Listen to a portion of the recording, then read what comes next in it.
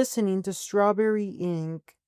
Today we're taking a closer look at one of the most polarizing legal cases in modern America history, George Zimmerman and the shooting of Trayvon Martin.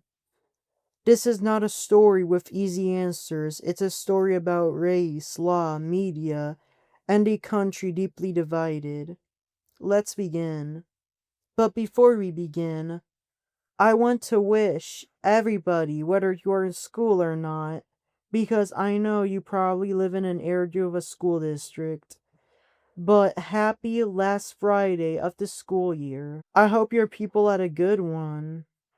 And it's almost time for all of you to not worry about so much noise, so much traffic, or so much stress. On February 26, 2012, 17-year-old Trayvon Martin was walking home through the retreat at Twin Lakes, a gated community in Sanford, Florida.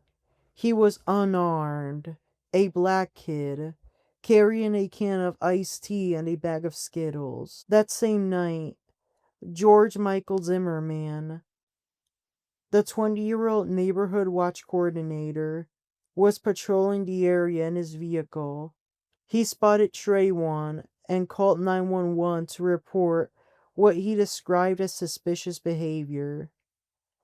The suspicious behavior being that he was brown. Moments later, a physical altercation broke out between the two. A gunshot rang out. Trayvon Martin died at the scene. He was pronounced dead by the Seminole County Medical Examiner's Office, who took in his body. He was 17. George Zimmerman was born on October 5, 1983, in Mesa, Virginia. His mother, Gladys, was born in Peru and had Afro-Peruvian ancestry. His father, Robert Zimmerman, was a white American and a military veteran who later served as a magistrate judge in Virginia. Zimmerman identified as Hispanic on voter registration forms. Raised Catholic, he was an altar boy from 7 to 17 years old and had dreams of joining the Marines. After high school, he moved to Lake Mary, Florida, working in insurance and taking nighttime classes.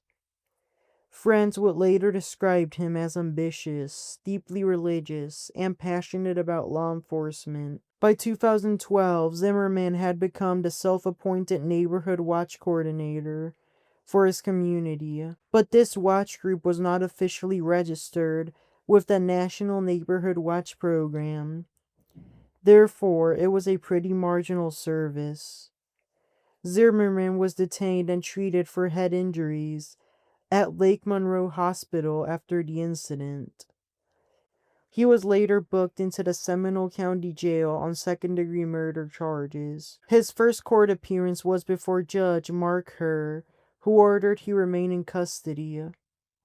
At the time, he was represented by public defender Craig Soner, and state attorney Norm Wolfener began overseeing the prosecution. On April 10th, a funeral mass was held for Trayvon Martin at the Morning Star Church of Christ in Rocky Mount, North Carolina.